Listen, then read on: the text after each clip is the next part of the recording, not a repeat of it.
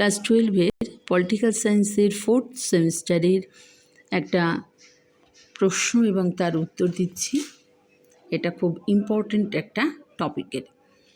আচ্ছা, class 12-এর unit 1 এক্ষেত্রে 4th সেমিস্টারের ফার্স্ট চ্যাপ্টার হলো আন্তর্জাতিক সম্পর্ক, মৌলিক ধারণাসমূহ এবং রাজনৈতিক মতবাদ। এটা পলিটিক্যাল সায়েন্সের ইউনিট 1-এর ফার্স্ট চ্যাপ্টার। এর একটা প্রশ্ন দিলাম।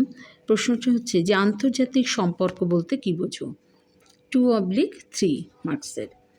তো এক্ষেত্রে তোমাদের বলি যে এই প্রশ্নটা 2 নম্বর হিসাবেও তোমরা লিখতে পারবে, আবার 3 নম্বর প্রশ্নের উত্তর হিসাবেও তোমরা লিখতে পারবে।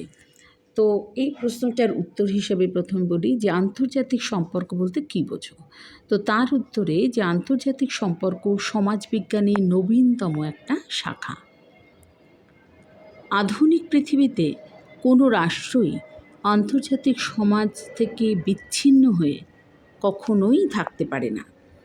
তাই ভিন্ন ভিন্ন দৃষ্টিকোণ থেকে আন্তর্জাতিক সম্পর্কের সংজ্ঞা দেওয়া হলেও এর কোনো সুনির্দিষ্ট সংজ্ঞা কিন্তু প্রদান করা সম্ভব নয়।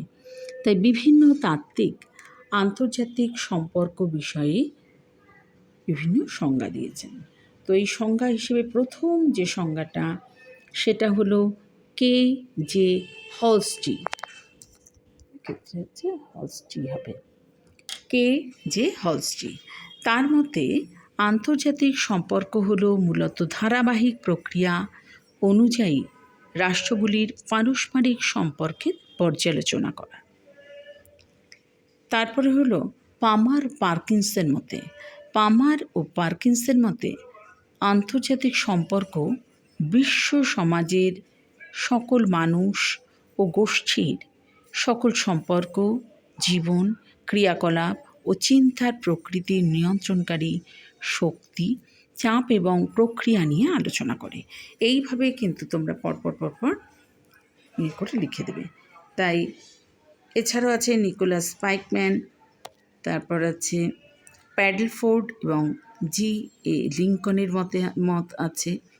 তো এইভাবে পরপর লিখে দিয়ে শেষের দিকে তোমরা কিন্তু লিখবে সর্বজন গ্রাহ্য সংজ্ঞা।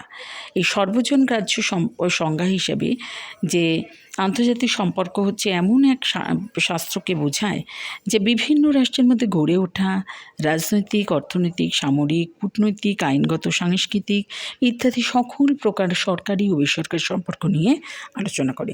আর সব শেষে কিন্তু তোমরা একটু কনক্লুশন দেবে যে উপরোক্ত আলোচনা থেকে বলা যায় যে এইভাবে তোমরা লিখে দেবে।